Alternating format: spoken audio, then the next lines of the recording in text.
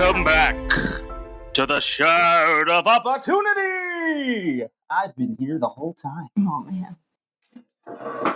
I'm CJ. I'm your game master for the Loose Canons here at the Shard of Opportunity. Emily and myself find ourselves in a slightly different place than normal, but we are joined, as always, by lovely Rosharan adventurers. And if y'all would introduce yourselves, that'd be awesome. Hello, I'm Emily. I play Grove.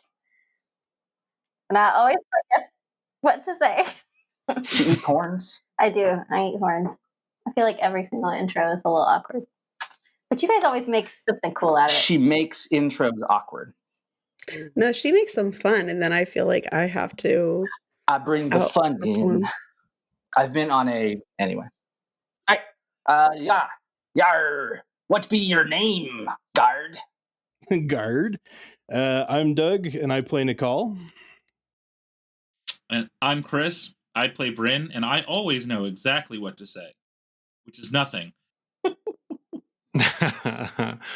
I'm Joshua, and I am playing the wonderful Tevlin. And I'm Cate, and I am back, and I play Batarab. And counterpoint, Chris, you always say the same thing. You do always say the same thing, which is, of course, this is probably a bad idea. Yeah, but which is often the right thing to say because it is usually a bad idea. It is a terrible idea. I don't think he's going to survive much longer if he's not careful. I'm looking forward to the Bryn supercut of having bad ideas. Good bad ideas. I say, bring it on. Jeez. Unedited. You did make that, didn't you? I feel like I've seen that cut. Yeah. It's a work in progress. I mean, there will always be more content for it, so. There will always be more. All right. Normally, this is where I would put the intro of what's been going on, but...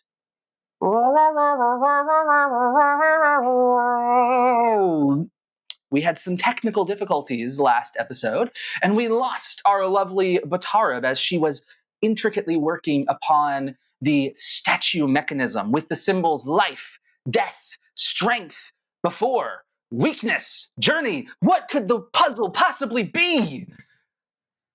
We find ourselves in the top floor of the shrine, in the Shattered Plains, a high storm, who knows how many days away, perhaps even tonight. Batarab is anxiously working upon the statue as our young Tevlin swears the first ideal, promising that her work will be uniting the listeners into the path forward into freedom, away from war. And Bryn shares his previous path into freedom and into war, and then out of war, and there were lots of deaths. And if you want something amusing, go back and watch the last episode and just watch her face as she hears more and more of what's happening. I'm so sorry, Emily. Batarab, describe for us what we see as you are looking at this ancient statue of a knight radiant in the resplendent shard plate, her sword in hand, her armor carved into stone, as you're working on the slowly glowing glyphs before you. Ever since they've entered this room, Batarab has been completely struck by the fact that it's a female in this shard plate, which is something she has never seen and hasn't even really imagined in the past. Growing up in a military family, even if she wasn't always out where the fighting was, her father's, in the military and has very specific ideas about what is appropriate, what is not appropriate. She's been from a very conservative home that tells her what a woman is, what a woman isn't. And a woman is not supposed to be wearing shard plate or carrying a major weapon of war like this. Like you want to use the bow, okay, you don't carry around a sword. And that's been like, she's having trouble sometimes focusing on anything else but these thoughts of what it could mean. They're already learning so much with Bryn and his spren, and Nakal, his spren, and now Tevlin and her own. And now she's seeing this other new thing that might be connected. And so she's feeling very... She's in this moment of feeling like the work that she's doing is far more important than anything else she's ever done, and is focusing very diligently, and kind of has these thoughts going on in her head about what are we going to learn, and this pressure inside of her to get this done. And that also kind of comes a little bit at the expense of focusing in on the conversation that was going in around her. She registered a few expressions, but was primarily just hearing this kind of pull as she was very carefully working with this fabrial and trying to make it come fully alive, just kind of with this light that is kind of ebbing and flowing, and kind of the way her own body is responding to it, before she's able to finally make that connection.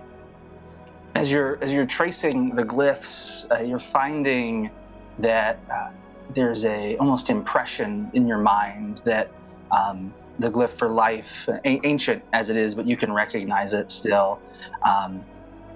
You're tracing it, it's glowing.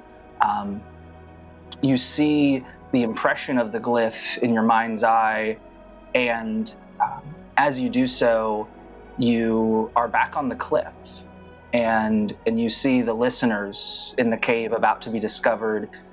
You see the person about to do the discovering, the people about to endanger them. What are you thinking in that moment? In that moment, I'm thinking that just a week or so ago, I would have been more focused on the soldiers and appeasing them and finding a way to try and fit myself back into this idea that my parents have.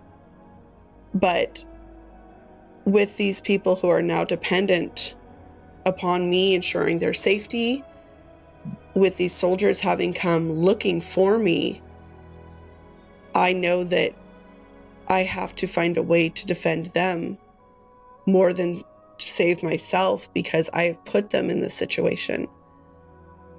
And as I have no other physical skills or anything else, I have to find a way to distract and try and save.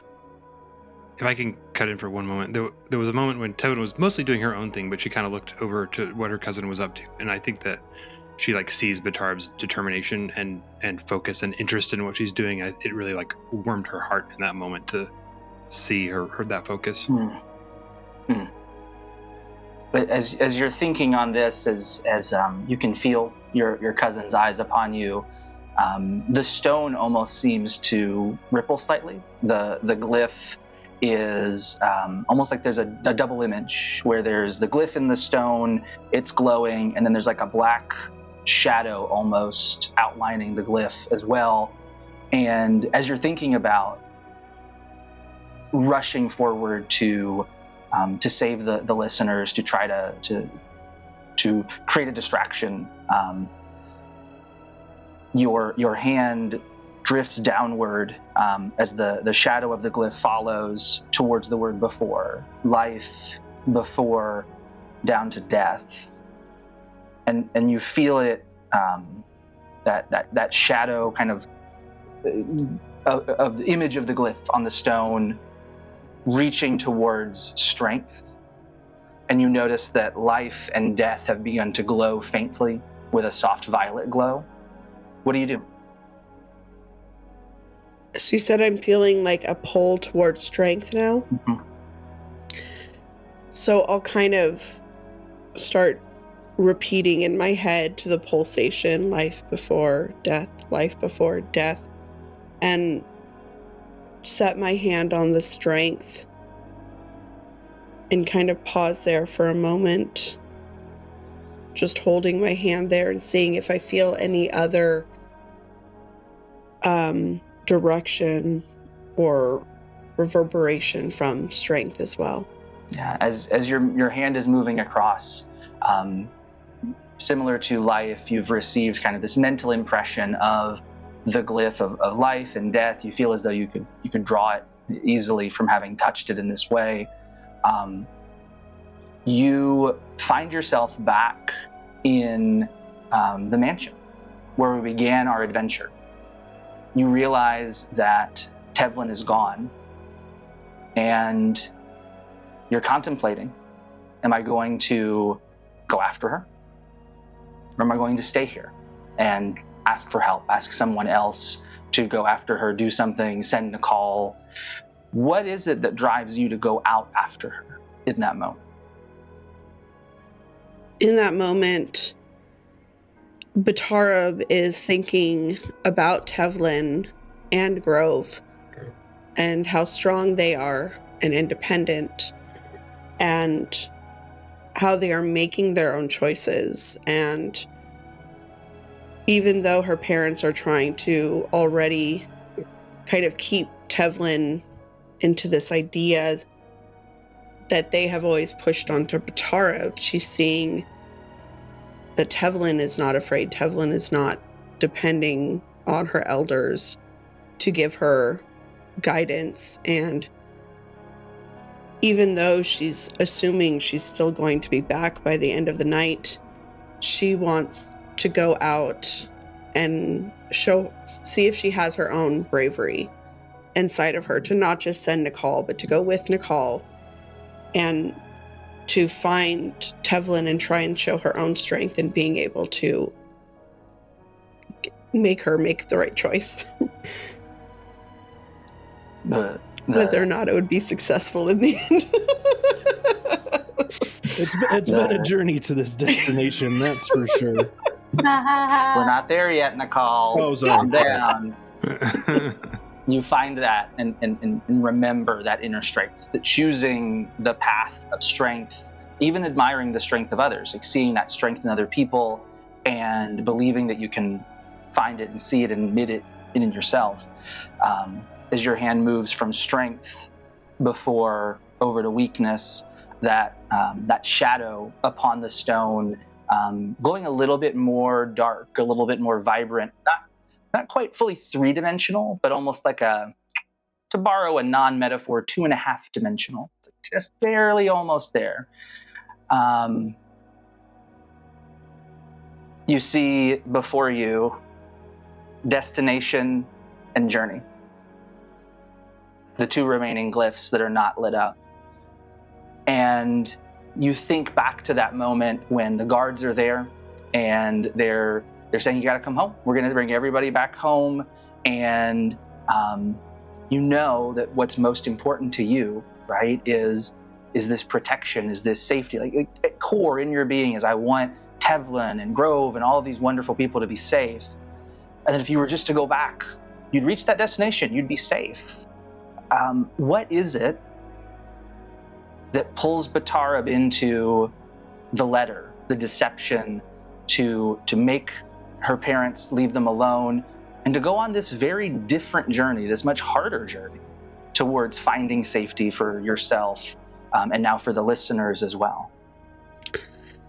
In that moment when Batarab was having to make a choice between going home or continuing forward, she was thinking about the things that she had already learned, like with Bryn and with his friend, and their little friend from the Invisitors, who has a very lovely name. Yes, he has a very lovely name. She's thinking about the things she has learned and the things she has seen, and how this is different, and she needs to continue on. She needs to know more, and she needs to be able to share that with others. And with the way that she has seen Bryn and Poe utilize healing, she sees that there's more than just her own safety. There's more than just her own ability to live within the confines she's been expected to do, but that there could be greater things that could make a better impact, could lead to safety for more than just herself, even if it is not the way she's been raised to seek it. You see in your mind's eye, journey, and your hand moves over before destination. In that moment, you've been kind of just moving through these steps without fully even processing the connection back to the words that Bryn has spoken, the words that Nakal has spoken, the words that Talmud has spoken multiple times, really, really trying to get there. And you can see now, more vibrant than ever, this black outline on the stone as it is shifting quickly between the glyphs: life before death, strength before weakness, journey before destination. And you can feel it reaching towards your fingertips, hesitant, and an impression in your mind. Are you strong enough to share your truths with me?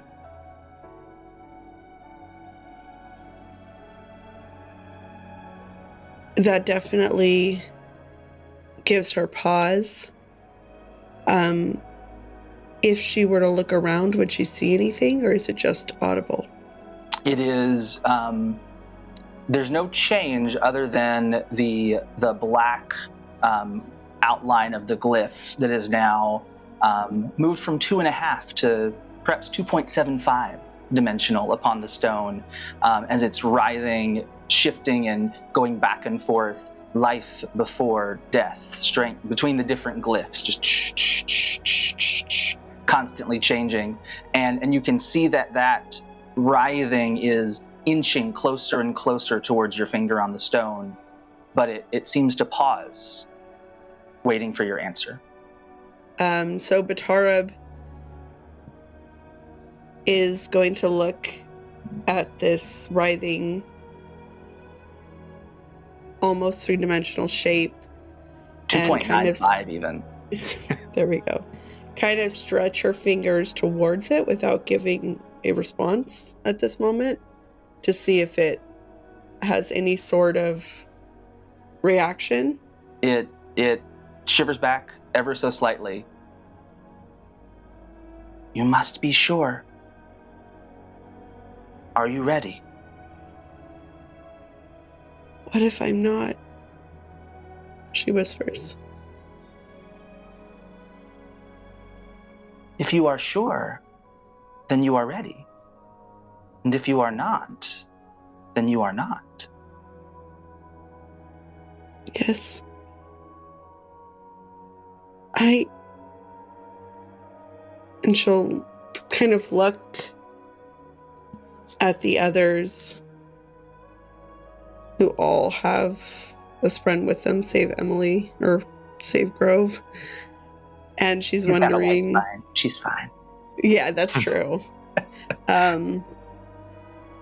As a quick connection point, as Batarab glances, you are more fully aware of everyone just fully engrossed in Bryn's tragic tale of tragedy. That's kind of what's going on back here during this time. So they're mostly... Yeah. at Bryn at this point. So that's what you would see as you kind of glance around. Are you strong enough to share your truths with me? Do I have to share them with everyone? It kind of like vibrates. Why would you do that? Please do not do that. That's a very bad idea. That's what I thought too. No, I've seen some of your truth. No, don't do. Please don't. He's doing that right now, and that's not going well. So I would. There's a reason I'm talking to you and not him. Oh.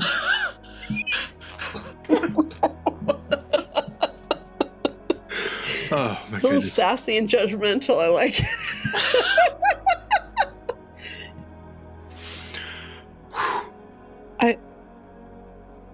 I will share my truth with you.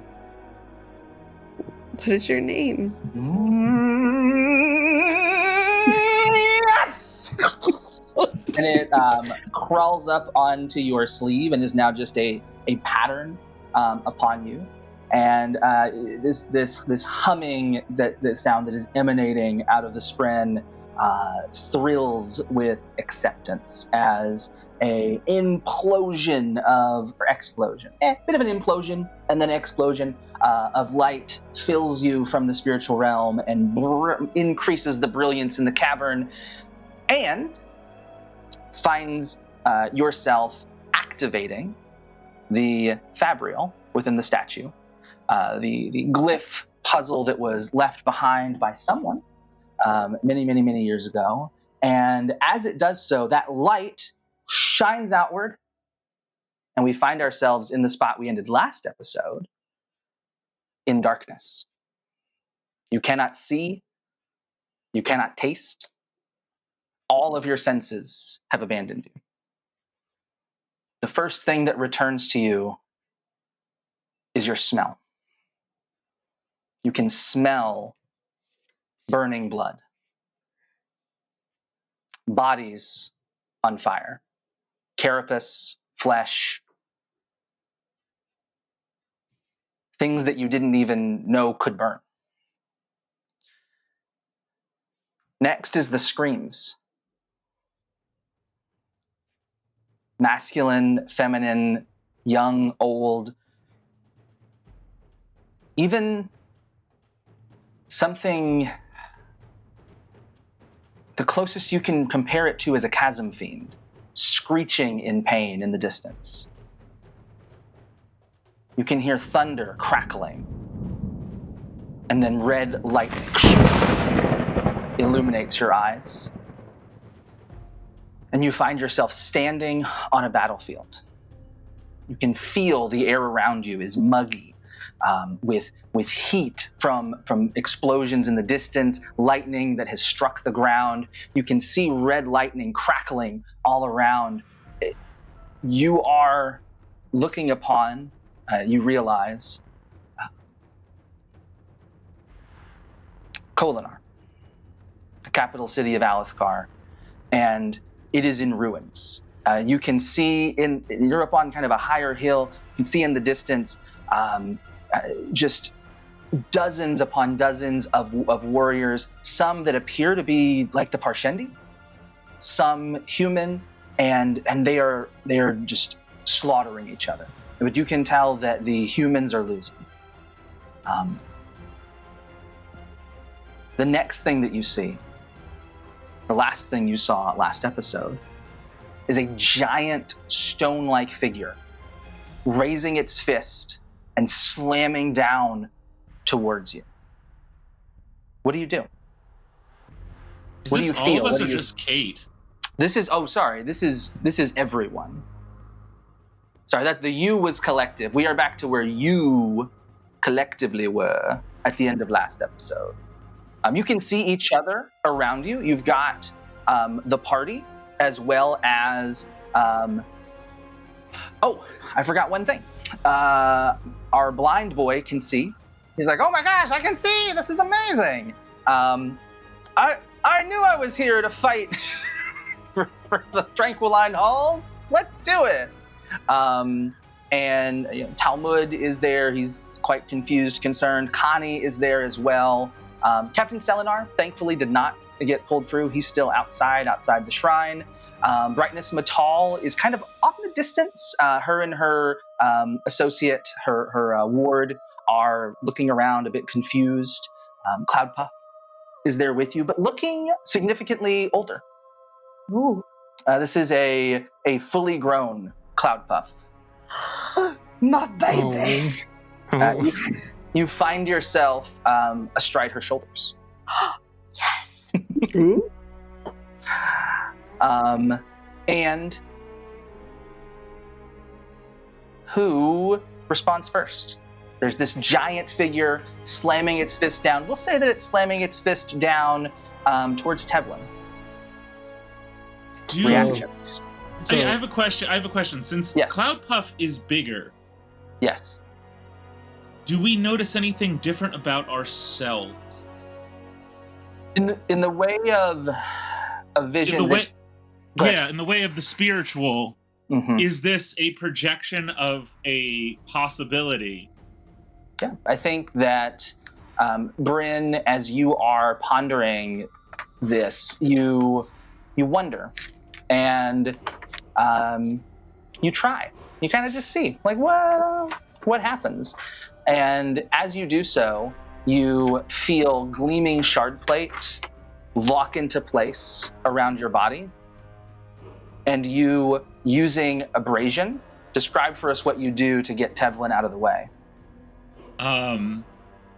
I dash forward, skating quickly, and lift her up, but she's still too far away. So from out of pouches that have on there, I throw seeds forward that start extending as tendrils that act almost as whip-like hands that I pull her back out of the range and then continue to skate around the monstrous foot. I love that. Nakal, what are you doing as you're sitting here, you're seeing this giant monster? What do you do? So seeing this creature that I've never seen before, and knowing that two stories tall, larger than most buildings I've ever encountered. My first thought is watching him swing. I step forward. Do I have my equipment? As you think this thought to yourself, Nakal, what gleaming shard weapon appears in your hand? Well, my axe, but coated. I don't know if that makes sense. Like sure. I mean, what I'm describing for you is that Tanhu appears in your hand as whatever shard weapon you would like. So Tanhu appears, and he reinforces my damaged axe all the way around, giving it a glow, and my shield appears on my other arm, and I step forward and I stomp, and well, first obviously I take a big deep breath. There's a lingering light.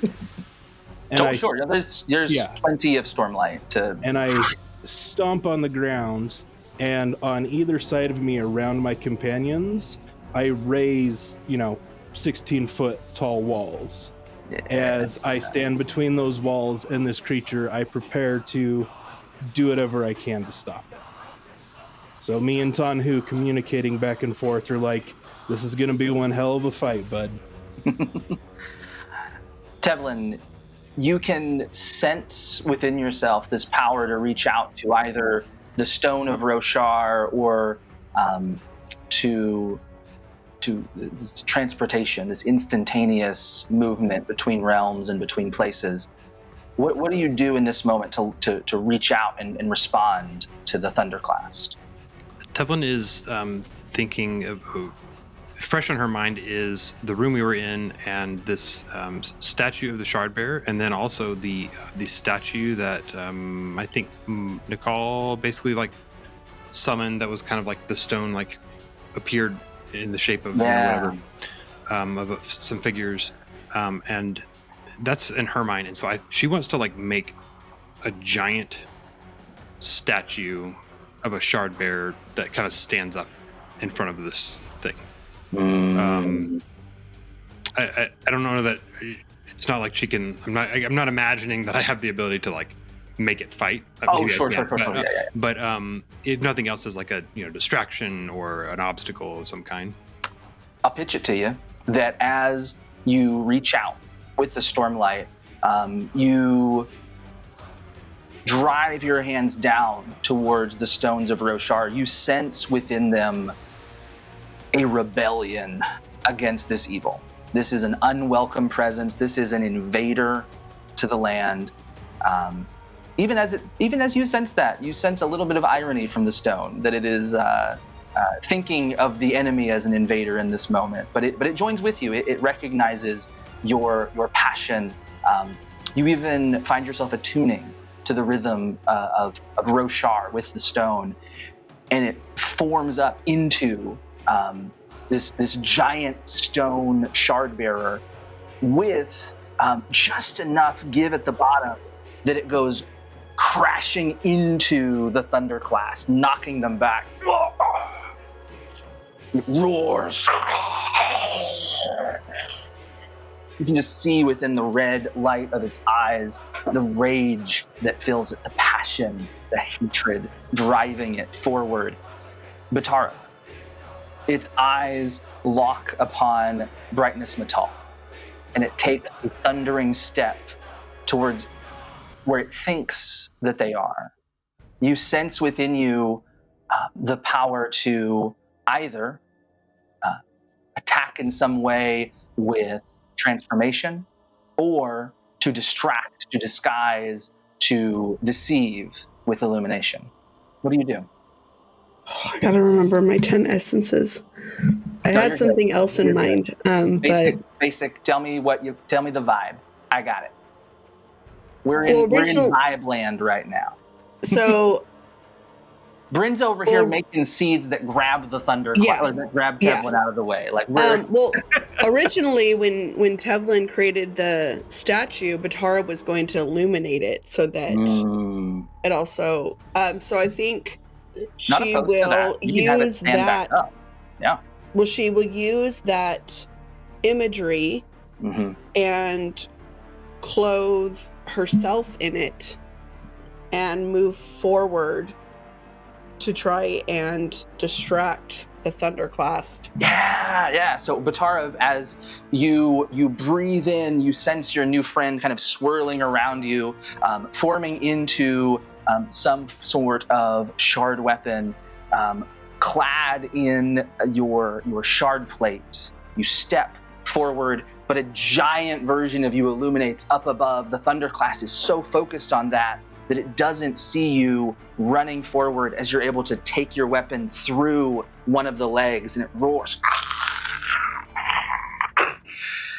Now it's gonna try to claw its way towards you up on one knee, and in this moment, Grove, you see this Thunderclast, this powerful force, and you feel within yourself the power to attempt to strike out towards it.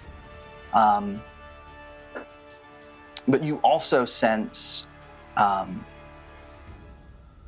to the side that a band of these red lightning crackling, some of them muscles seeming to just grow and flex and change, monstrous horrors that you've never seen before, coming towards a house that's just 20, 30 feet away.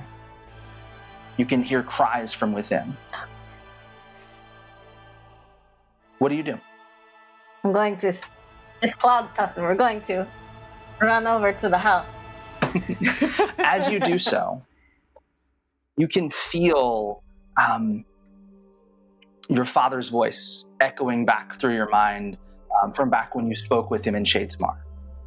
You can feel before you two different ways that you could be affecting reality. There's almost two versions of yourself that split out in front of you as you see yourself moving towards the house. There's a part of you that is soaring, that is soaring up into the air with Cloud Puff beneath you, flying up and then down in front of the house, and roaring out as you prepare yourself, shard blade in hand, to fight them. And then you see a second version. You see a version of yourself where you and Cloud Puff, riding together into battle, move away from the house. Instead of in front of the house, you are roaring towards this group of enemies, and there's flame. There is destruction emanating out of Cloudpuff's mouth, out of your hands. The very dirt is beginning to glow bright, adding to the smell of stink, decay, destruction. And you can even sense, amidst the thankfulness from those inside the house, some fear. What do you do?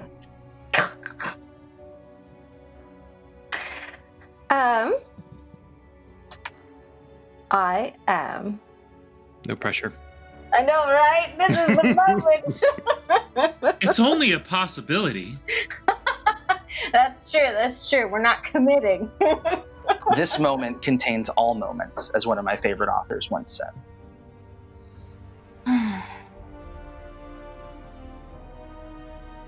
What is Grove thinking about in this moment as she sees these two versions? She really wants to get in between the people in the house and the creepy monstrosities. And would love to completely eradicate the threat to the people. Those are, in theory, the two different choices. Yes, I agree. And you want both of them. I sense that. I'm not trying to be difficult. You're not at all. I'm just clarifying that those are in Grove's mind as you're watching this, as you're seeing the two possibilities. One is planting yourself in between and then presenting yourself as, I'm going to stop you. And the other is taking that destruction directly towards them, but not necessarily maintaining that position of, I am between the home and the threat. Because in order to bring that destruction, you have to move out of that role of protection. Oh, gosh. So if I can chime in a little bit here, Emily, remember, you do have other companions you can reach out to in this moment, too. If that makes your decision any easier or harder. I will say, though, also, as Grove realizes that dichotomy, it seems to Talmud, who's sitting nearby, the lovely, aspiring Lightweaver. I'm sorry, what? Who? Talmud. Is that a friendly person? Yes, he's your That's our lackey. guy. Chris, does he have many different faces? Like, just fluctuating through time? Like, can I? You know what? I'm gonna say something. What? I skate towards the hesitating Grove, and the helmet disappears, and you see an older Bryn. And he looks right at her and goes, You once were afraid of murder, and I said no more deaths. Let's keep to it. Okay, I'm going to nod and race towards the house. And I guess I'll fly towards the house and open the door and look at the people. How many people, whatever. But basically I want to be like, you guys are okay. We're going to help you. You're safe. And I don't know. Mix a little fun in here, since you've opened the door to that. Can I ask a quick question? Sorry, I think I missed part of it. Is the place on fire? There is a lot of fire in the surrounding area. This particular location is not on fire more than anything else. There's just a lot of burning things. What? Sorry, I'm just trying to think essence-wise. What is around it? You're in. I mean, am I in a different area? Point, you would feel the capacity like you're not going to have to worry about the difficulty of soul casting things. Whatever you would like to seek to do, you're Right. probably going to be able to affect it. But I'm confused about what is attacking them. Is it just that they're like in the pathway of the Thunderclass, or is there something else going on? Little red. It's fused. Yeah. The player would know that these are fused and the fused. It's the Titaned one, the Titan ones, Tightening whatever the and, hell they are. Yeah, and then some Stormform singers as well. Okay. I believe they're called boy. focused ones. Focused ones. Yeah. That's it. Mm-hmm. Call them Okay. Titans. We can call them whatever we Well, want. they have blood, and blood We is don't. the Our top one. characters don't know what they are. Right. I'll call him Michelin Man. Okay. Okay, what's Thank your you. fun thing? Inside is an older Captain Selenar, Oh gosh. Okay. as well as a group of Light Eyes that have fled from the city, have abandoned their post, and have hidden here in hopes that they would be ignored. They look at you, even now, sneer on their face. What are you doing here, girl? Saving you, you pathetic little man. Cloud puff. And they're like, well, get on with it then.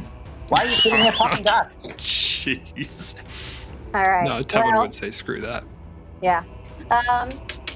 There's a reason you're a will shaper. All right. So, is there? As you think to yourself, is there? What are you reaching out to try to do? I want to.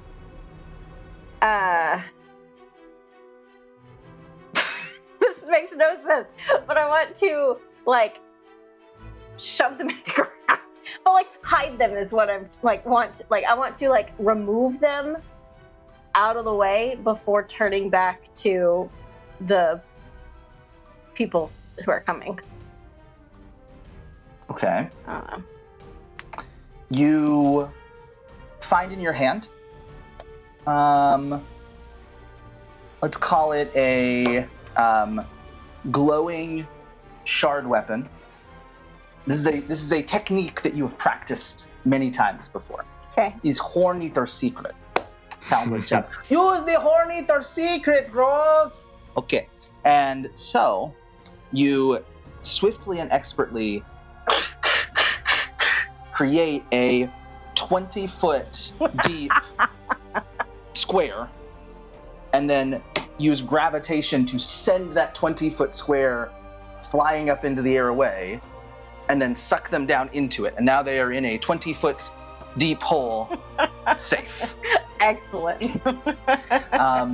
As that happens, you can hear, you feel Cloudpuff as lightning strikes into her back flank. You turn around, and the two of you begin to glow brilliantly as shard plate forms all around you. You fly up into the air on your giant white spine, uncaged.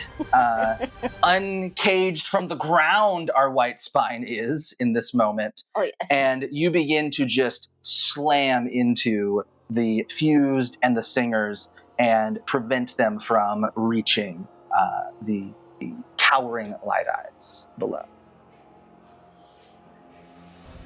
You all see Khani looking around, frozen, much like Brightness Matal, confused. As she is staring around, confused, Tevlin, you see almost what appears to be a red rippling in the air, growing larger behind her, at 20, 30, 40 feet, 50 feet backwards, as you can sense a crackling, a hum, something within the magics of Roshar as transportation is used to open up an almost unnatural portal, and you can see a giant hand reaching forward. You can see dozens of singers armed, trying to move forward. What do you do as you see Khani in danger, Tevlin?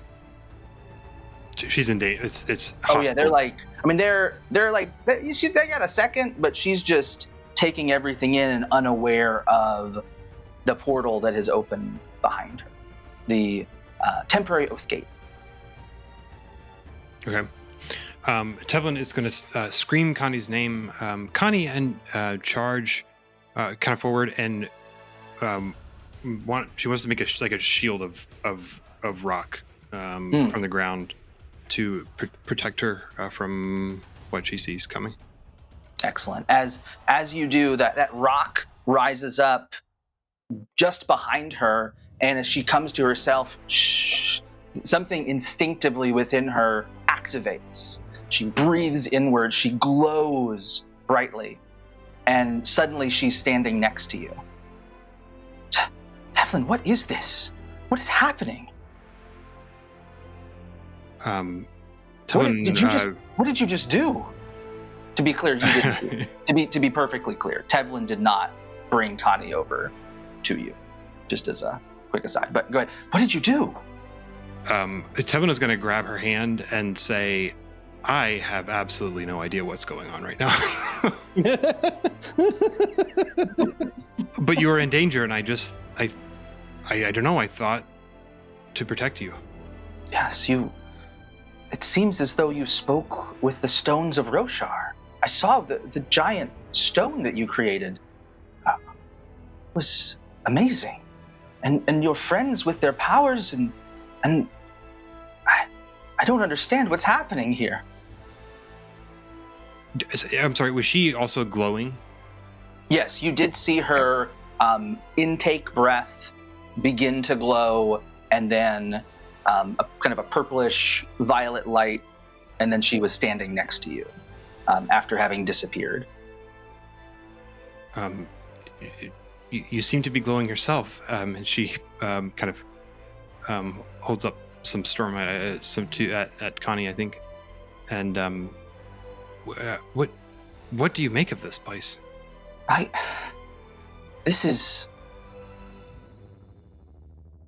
must confess that I have not listened well enough.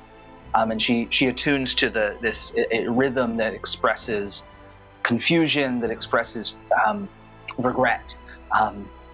Attuning to the rhythm of regret, I did not listen closely enough to the stories that Eshonai and Menli's mother would teach, the chants of our people. But even those I have listened to, they speak of times like this.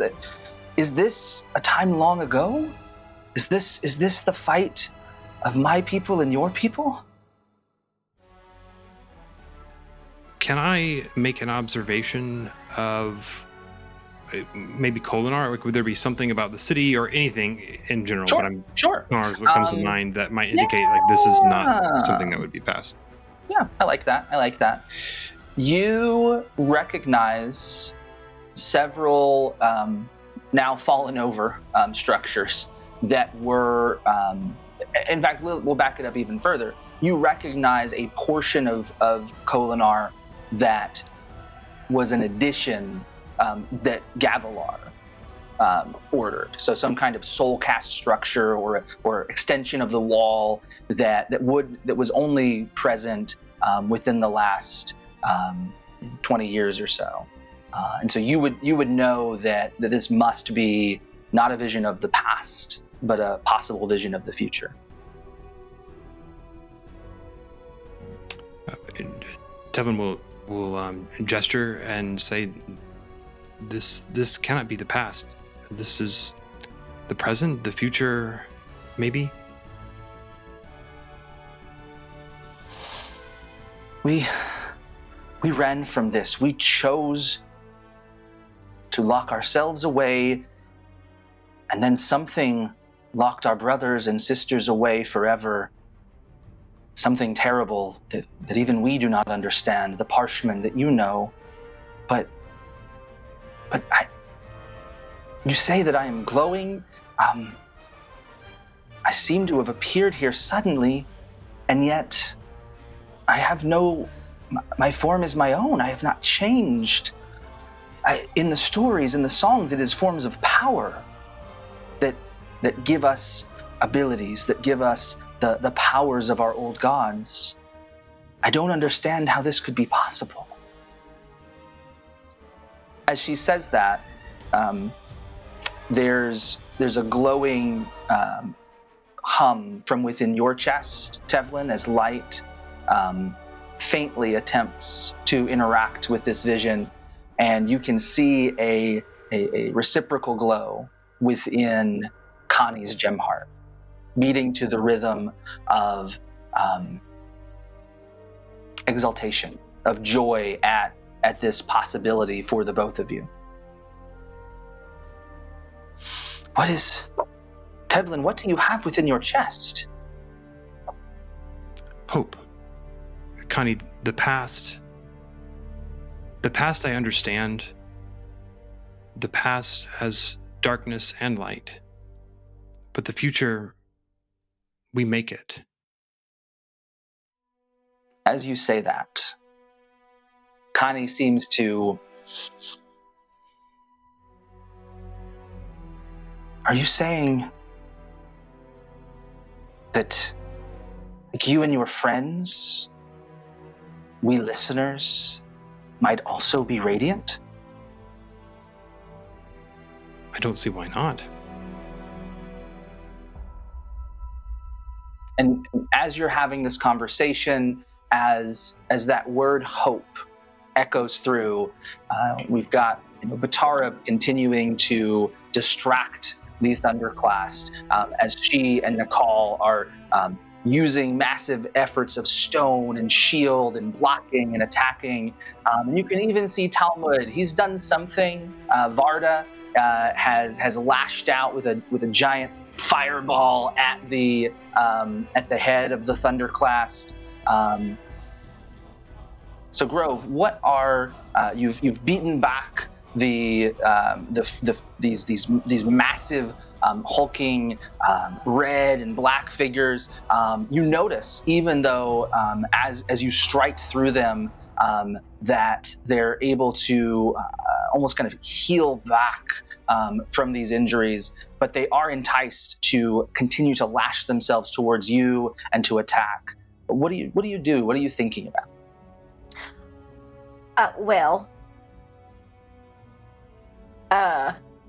My stomach kind of drops because I'm like, I don't want to kill. I don't want to kill. I don't want to do this. What am I doing? And is it the same?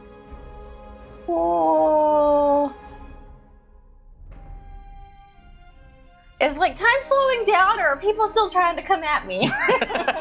As you are continuing to fly through, you're attacking, you're fighting, but you're feeling this moment crystallize within you where you are scared by the idea of killing these people. You're remembering the huntress that you were trained to be. You're remembering your father's words to you and your mother's words to you as they taught you the skills that you've used to keep people safe. And you hear a voice that's new, that's different. It's distant, but it's coming closer. Is this killing the same as what you were worried about, what you were horrified about with your friend? While she does that, can I see the hesitation from where I am? If you would like to, yeah. Okay. I mean, you're kind of trying to keep yourself in between, in the way of visions. We'll say, yeah, you're kind of able to hear this kind of pulse outward from her. So, Batarab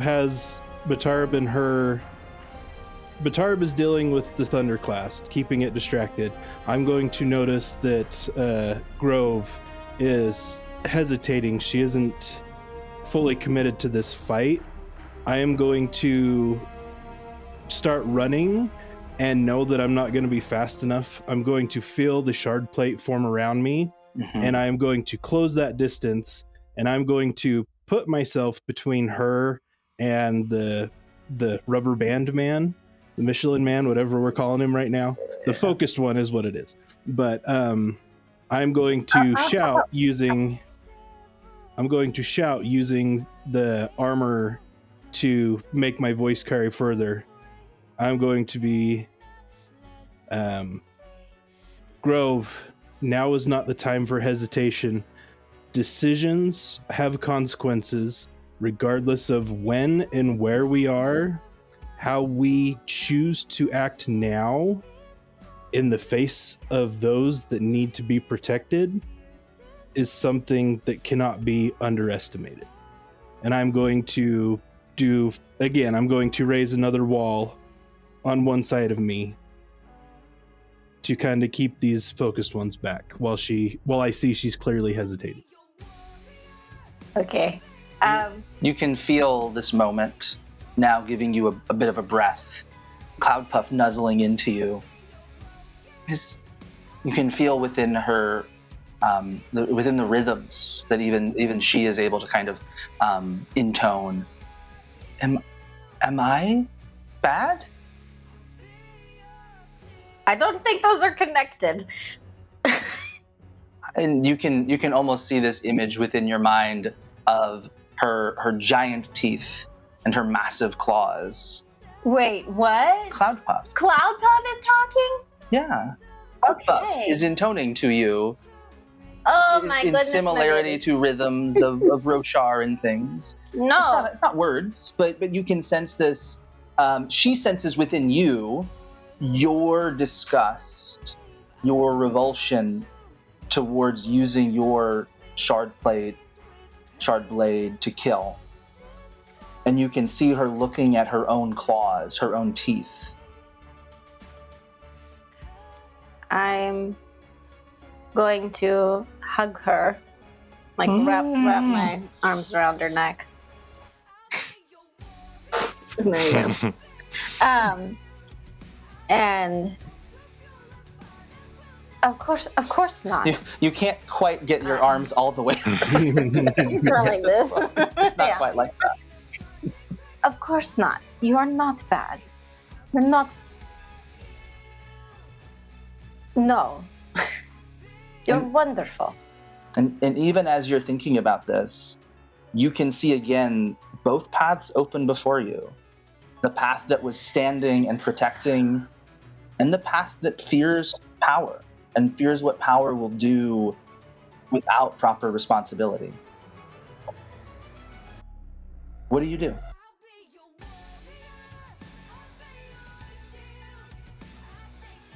Okay, so that I understand, Sure. we have a wall. Yep. With me over here and them over there, Mm-hmm. and the house over there. I'm assuming. Reverse that, I think, but house, you, wall, bad guys? Yeah. Cool. Nakal's there with you as well.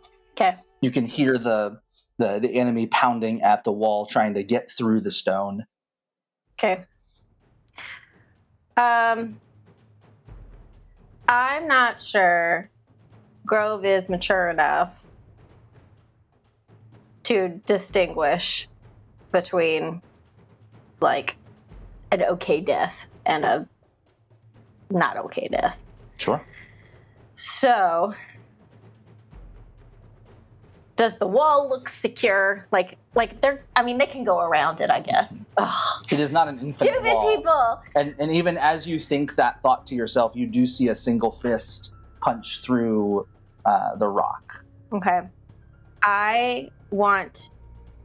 Okay, so if the fist punches through, like through the rock, Yes. okay, I would like to just use some sort of thing that I know how to do and incapacitate the dude. I don't know.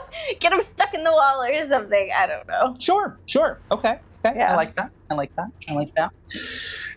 You lash forward, and the fist finds itself unable to pull itself out of this giant rock wall. As this is happening, Bryn, you have heard Khani beginning to talk about, is this the past? Is this the future? You are, even as you hear that, your mind is called back to those wretched cries, those wretched truths, those wretched prophecies in the City of Bells. What do you do?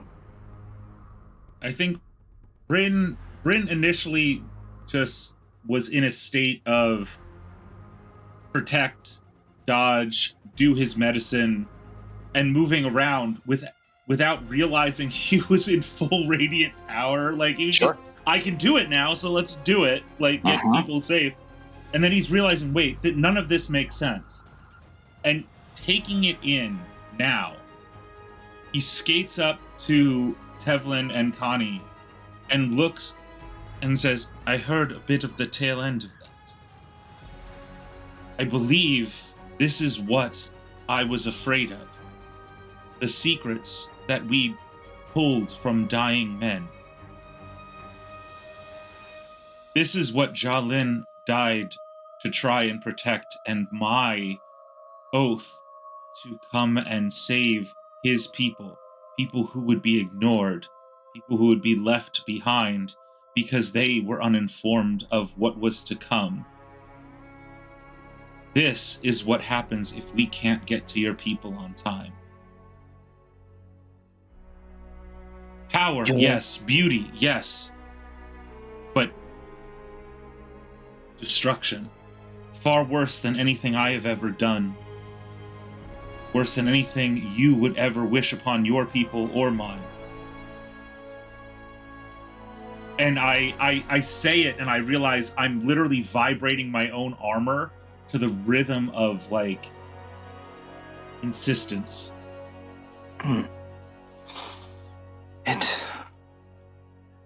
To think that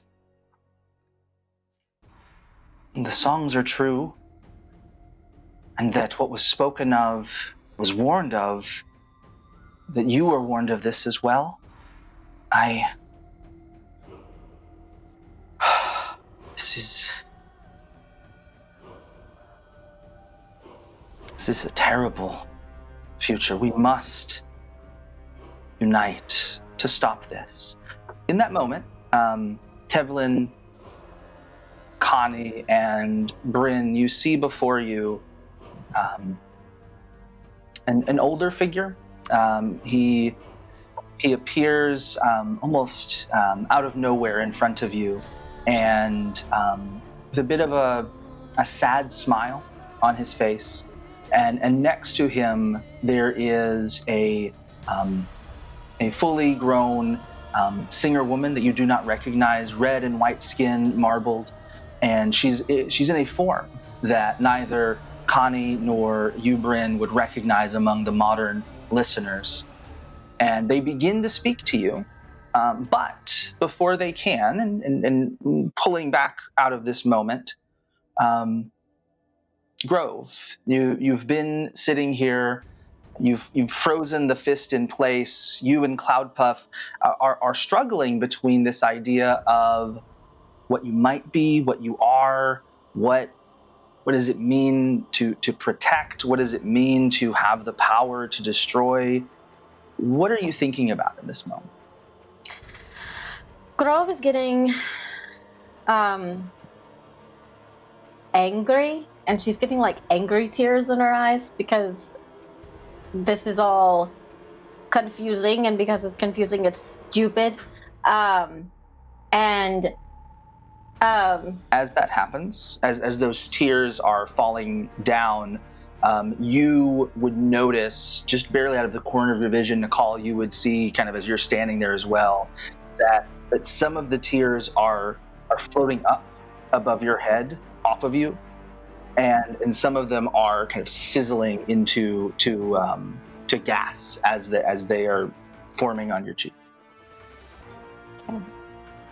I'm going to pet Cloudpuff and then look at the wall that is starting to fall apart And It is still a pretty solid rock wall. I mean, Nakal did a good job with it. Good workmanship, Nakal.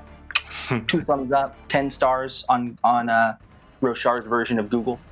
But there you can see fists kind of punching through, trying to get at the house behind you.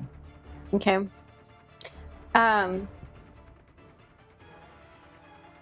If all you're doing is standing in the way, and all you're doing is trying to remove people from danger, what is stopping the danger from continuing to come? Because all I want to do is go grab the people and remove them and get them somewhere safe. But that's not going to stop anything. And so I'm going to stop these people. I'm going to touch the fist that I immobilized. Mm-hmm. And I'm going to burn it, make it go away. Yeah, you think to yourself, I want to both protect these people, to protect those in need, but I also want the power to control, to stop those with power from hurting others. You want both of those aspects. And in that moment, brilliant shard plate forms both around yourself, and you will it to form, almost as though this is something you've done dozens of times before, a separate set of shard plate, bristling out and forming around Cloud Puff into battle armor. I love it. And in that moment, 2 shard blades form in your hand. One alight with the glyph of the Dustbringers, and one alight with the glyph of the Windrunners. And y'all fly forward, exploding outward as the wall becomes a twirling volcano and a tornado at the same time, as your powers of gravitation cause it to whoosh, whoosh, and it just flows outward over the fused and over the singers as they are left in a crumbling pile. And Cloud Puff roars with delight as you are fighting, using your power and hers to protect. I'm going to sense her joy and pride. I'm going to acknowledge it and thank her for it. But I'm still crying. Nakal is going to walk up, and he's going to put one hand on your shoulder and one hand on Cloud Puff. And he is going to... In this moment, he doesn't have the exact words, but Grove, you are starting to understand what I have had to deal with my entire life. The choice between protecting by killing and the choice of using the power that you have to make sure those that do more harm than good can be removed. It is not an easy decision. When next we are able to sit, we should have a conversation, because your path of growth, I think, is going to be very important to all of us. I'm just going to silently nod, wipe the tear, and Your helmet disappears as you reach up to wipe the tear away, and lets you reach through the helmet and wipe the tear away. Yeah. I'm going to give a very short... no, never mind. I already nodded, so that was good. I'm good. Given how tall you are, all your responses are tall, not short. Well, she's not as tall as me, if I remember right. So Yeah, That's true. I'm the You shortest are of the tall people. Can Tevlin, number 1, look and see that, and number 2, make sure the Batarab is still alive? Yes, yeah, Batarab is.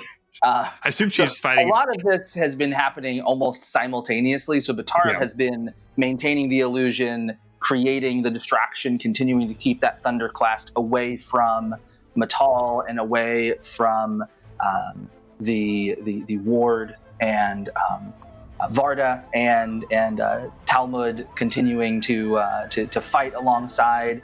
You can see Talmud even in this moment glowing a little bit, but it seems to be coming from his connection to Varda in this moment. And all of you now, no matter how far away you are from Tevlin and Bryn and Khani, you feel yourself kind of freeze. And you see that even the fires in the distance, the Thunderclast has frozen in place.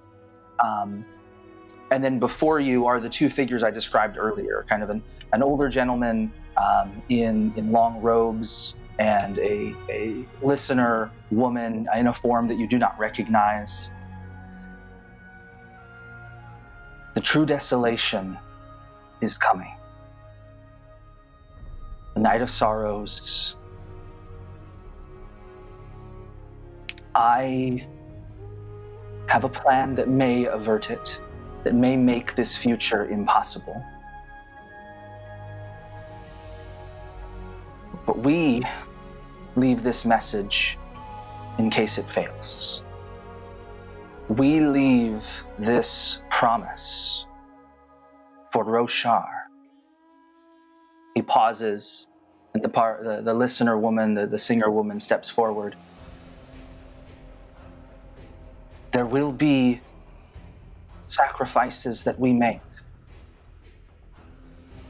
She glances towards Khani.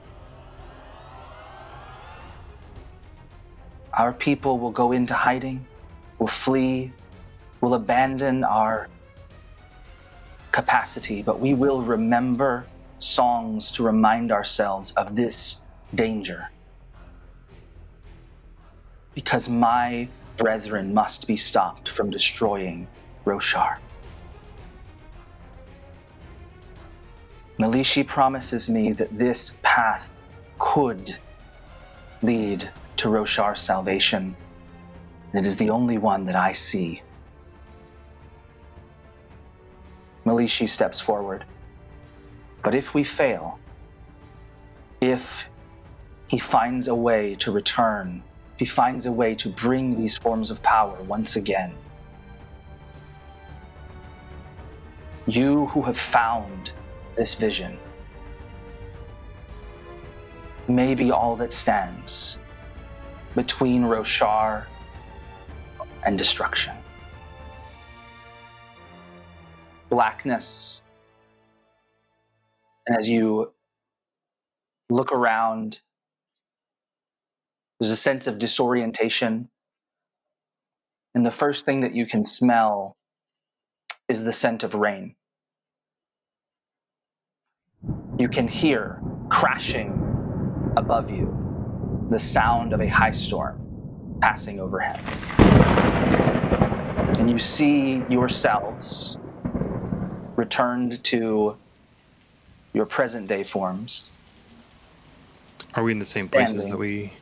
Yes. Okay. Great question. Yeah. Standing back as you were before the vision began. Tevlin was in the middle of hugging Grove, and I think that after seeing everything that happened, she probably continues that hug and whispers, "Are you okay?"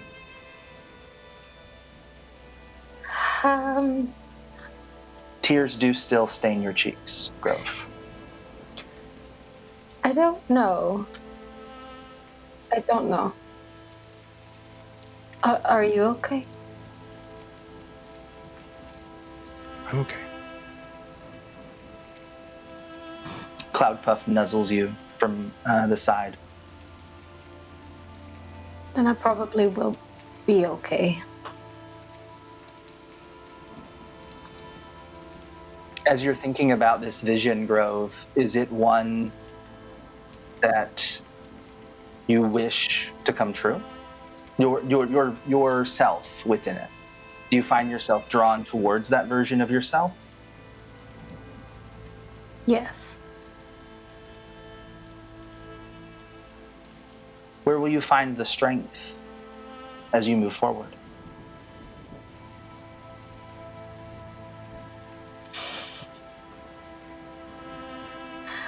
Well,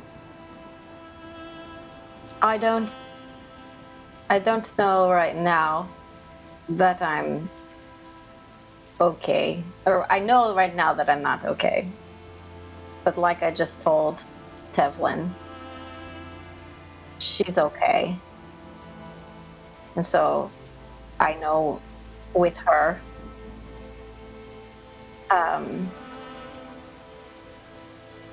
I will be okay. And so the strength will come from my friends. I tried really hard not to make it that corny, but like that was my genuine thought. As you're thinking about this, Grove, you feel the stormlight within you surge a bit, and there's still a bit of confusion. You can feel kind of this presence within the room as a wind carries forward, carries into the shrine from the high storm, swirls about your legs, and carries with it what looks to be dust from a fire, and it's this confusion, but some interest, something that's drawn towards you and interested to see what you will do. I'll reach down and kind of fiddle with the dusties. Yeah. You fiddle with the dusties. Batarab, Nakal, Bryn, Tevlin. What are you thinking? What are you doing? Finds himself standing, staring at the mosaic that I guess was the floor at one point and is now the wall. The singer and the human reaching out towards each other. There's a tear and a smile, vindication that it was possible. That people wanted this in the past. And he turns to Nakal and offers out his hand. Doesn't say anything. But I think Nakal would understand that he's asking for something back. Nakal's gonna look at him and smile. And he goes, I think the time is appropriate. I'm gonna take my pack off. I'm gonna unroll my bedroll. And I'm going to respectfully lift the sword or rapier out. And I'm going to present it to you. But before I let it go, after you wrap your hand around it, I'm going to say, this is just the first step. Each of us have learned a lot today. There is a lot of growth that we all must have. Do not be afraid of what we were. Only hope for what we can be. And then I let go of the blade. I take it back into my hand, hold it. I intone motions that are too complex for most people to pick up. Khani might understand. Because I don't know if it's more of a, if it's actual singer or something Bryn made up with his time with Jalin. Spins it around and sticks the blade right in the ground at the center and falls to his knees and says, "This oath I make when I am ready to finish what we started, I will come back for you. Oh, that's good.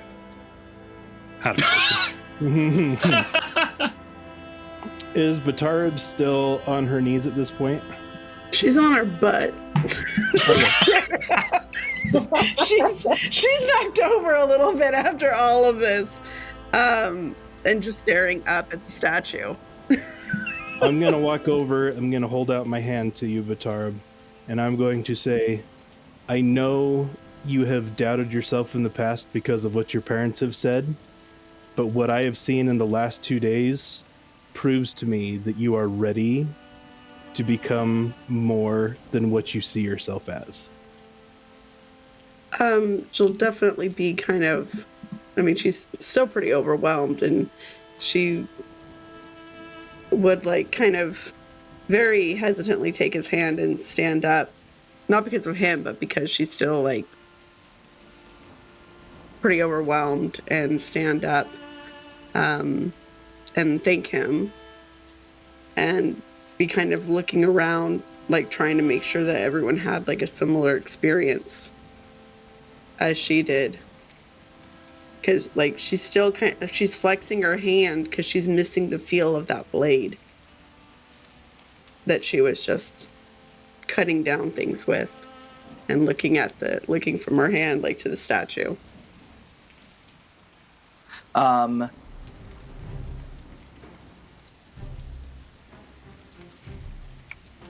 Have you all lost your minds? What is this Voidbringer magic? Visions of... Which one's saying this? This is insane! Selenar. Well, no, Selenar's outside. He talks Yeah. like this. He's He still talks wrapped like up in his this. stuff. You can hear down below, if you're listening, that like in the cascade of the high storm, they've had to like rush Move everybody inside. up the hill and into the lower part of the temple. So you can hear their voices down there. You can hear them complain like, you shouldn't have me down here. What, very Waluigi style. Bryn have kind of clubbed him to get him to be quiet. And yeah, Selenar's Waluigi, didn't you know? He's not Waluigi. And so this is Brightness, Alaya Matal, who is just utterly not buying any of y'all's Kool-Aid about this being a positive thing or a good thing. This is obviously of the Voidbringers and of evil, and is proof that the Parshman... This is proof that what I've been saying this whole time is correct, and you... When this high storm is past, we'll be all going back to the shattered to the camp, and that way we'll let them know what's happening, and we will destroy these Voidbringers once and for all. This is awful. Brightness, what are you going on about? We've clearly just interacted with some kind of fabrial. I don't know why you're making some kind of judgment about others. A fabrial powered by the forces of the Voidbringers. Foretelling the future is clearly the enemy's art, Tevlin. You should know this. You are the one foretelling the future here. I am foretelling the present. They are a clear and present danger. They must be stopped. What danger do you see? And she gestures at Khani. I saw the way she disappeared and then reappeared, and how her brothers and sisters were charging at us with terrifying carapace. That red-haired demon killed them, which was wonderful, but I don't even know what she could do. Did she just call Grove a red-haired demon? Yes. She did. She did indeed call Grove a red-haired demon. At that, Nakal is going to very brusquely step forward and be like, how is this any different than the war we fought in for unification? How is this any different than the lives we sacrificed to become a nation? If you think that this is a new thing, you are wrong. We have fought this war before. We have fought this war among our own people. The armies may change, But the fact that people's lives are going to be at risk, that is something that we cannot abide by. I agree. Which is why we have to kill the Voidbringers while they don't have whatever those powers were. There's no reason to that is like asking me to kill an infant. Tevlin takes a few steps forwards with clenched fists. Are we doing this again? Yes. Everyone's stepping forward. Grove, would you like to take a step Nope, forward? Grove is still sitting down. Okay. Were you sitting down while hugging Tevlin? Well, I'm Or when assuming did you Tevlin sit got down? up. I mean, I thought we were sitting down before, because I sat down at the end of the lesson. It doesn't matter. Yeah, it doesn't matter. Sitting down and hugging. Oh, and she sitting stood down. Go, Tevlin. Put this woman in her place. Tevlin, I'm glad to see that you're coming over to my side of things. Excuse me? You're stepping forward. You're going to help me persuade these people that they're mad, and that instead of trying to join forces with the Voidbringers, we're going to destroy them once and for all. Woman, where have you been? The same place you have. I've seen the vision of evil and of the future, and its face is that. And she points at Khani with disgust. Get out. You would make an enemy today of House Sadius? I'll stand up. I'm going to stand by Tevlin. You also take a Yep, step I do. forward? I do. She did it. I do. Batarab is too. It takes a step backward. What? You're mad. I'm sorry, Brightness, but you heard my Brightness. You should leave. Go downstairs and join the others until we have all calmer heads. Batarab, surely you have grown No. up. You have not. Yes. No, you agree with me? They're wrong? I think you need to go. Where? Actually, my apologies. I know you need to go. Go where? For Captain Down. Selenar is being a baby. Yes. Why don't you go tend to your minder? Very well. I can see that there are I'm no writing clear that heads quote in this down, room. just so you know.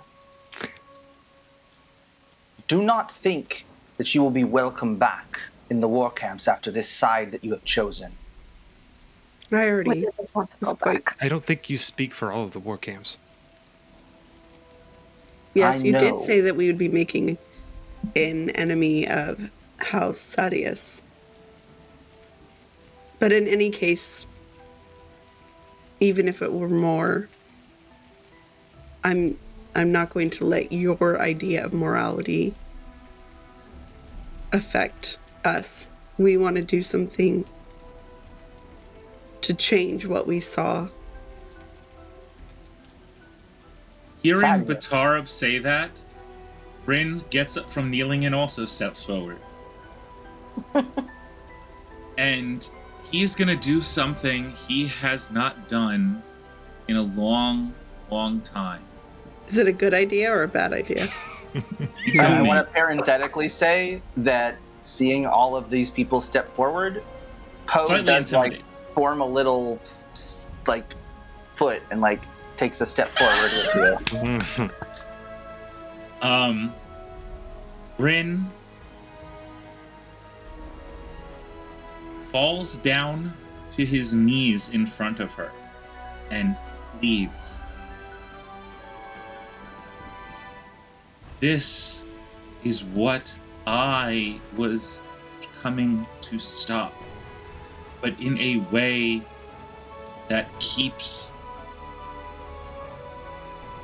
more death. Yes, I did it for the love of the Parshendi, for the singers.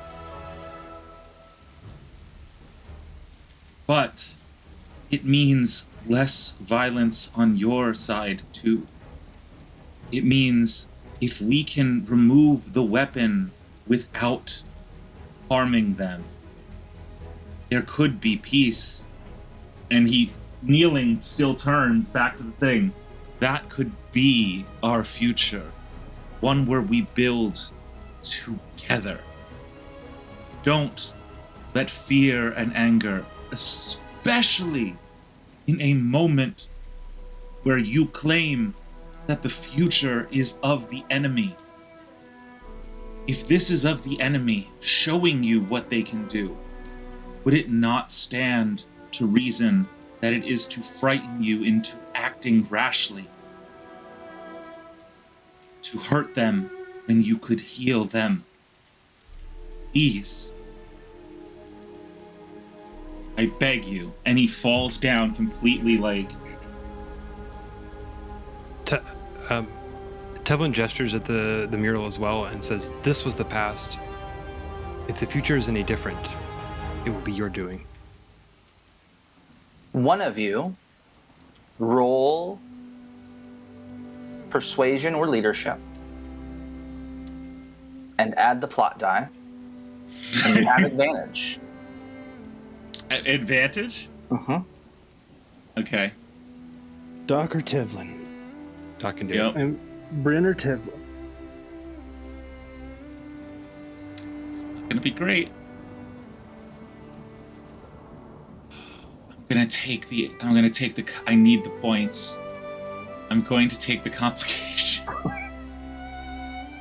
15 plus 4 from the complication. Okay.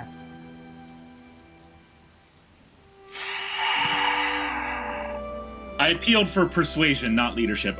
Sure. This is fair. I believe your intentions. Certainly. I will walk away. But I want you to hear loudly and clearly, in the same way that you are all convinced that this vision was designed to convince you to join with the listeners.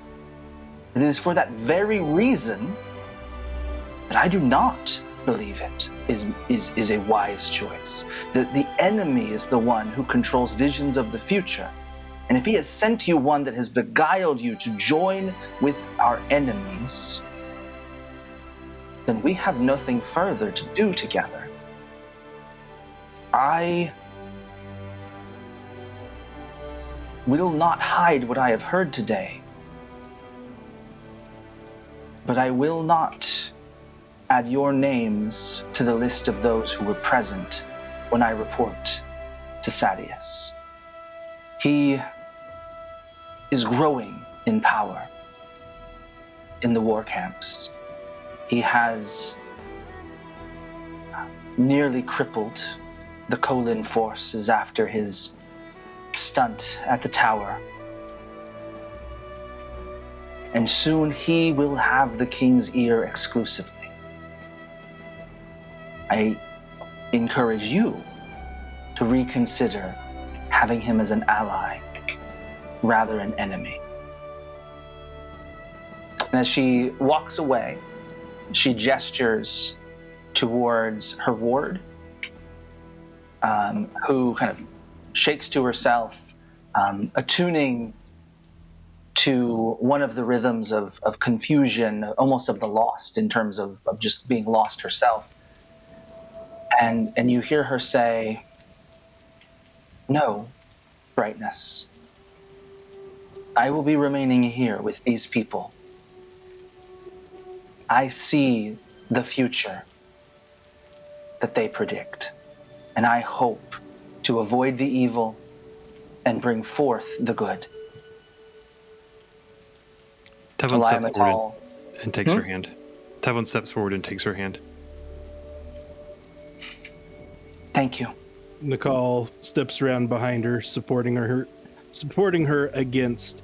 He takes a position behind her to support her against Matal.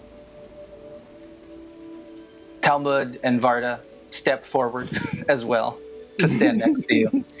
And Elia Matal humps and makes her way down the stairs. As she progresses, you do hear her shriek a bit as the venomous cremlings launch out at her as she makes her way clumsily down the stairs. in the Wait, dark. did I hear you correct? Varda has also decided to stay with us? Yes. He, as he kind of steps forward, he's like, I can't see anymore. But I'm telling you, I'm ready to fight for these here Tranquiline Halls, and I want to be able to see again and fight those demons. Sure, buddy. As the high storm crashes overhead, as you find yourselves with new friends, new foes, and a glowing light from within the stone statue, the glyphs having activated within the stone, causing it to kind of heal back and almost melt away, revealing a crevice or an opening within the base of the statue. Batarab, you begin to wonder what you might find inside. And we'll find out on the next episode of The Shard of Opportunity.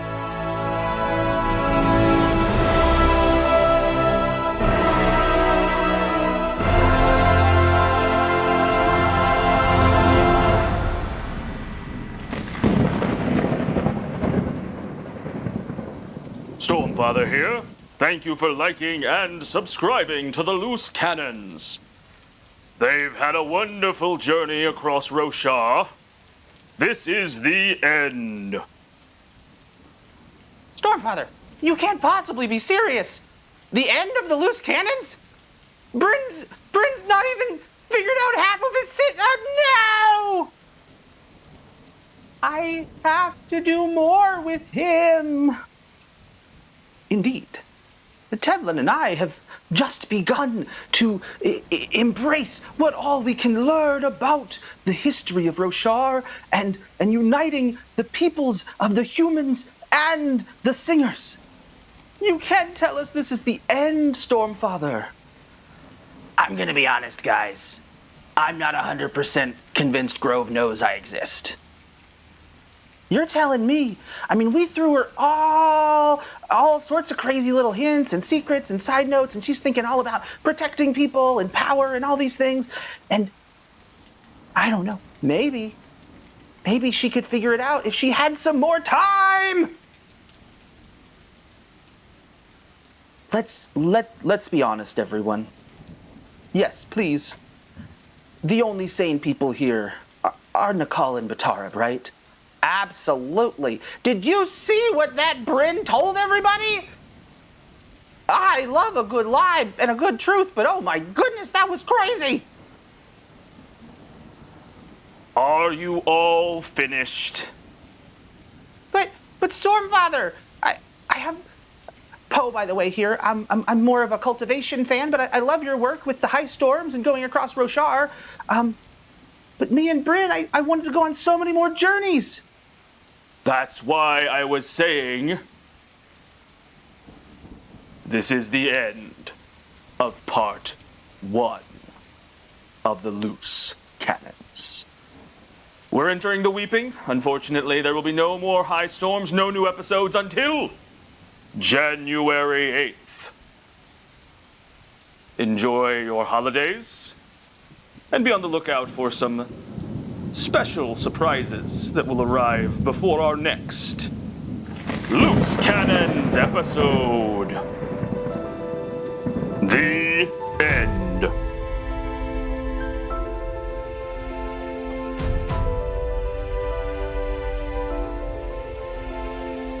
That's a Buffy reference for those It at is. home. All right, let's Or Josh already editing this intro again. In his head, he's like, not Why again. does it need to be edited? This is the intro. What are you talking about? let's let Doug go. Do we have... Wait, Josh edits these? Like a fairy came in. Josh is a fairy. The editing fairy.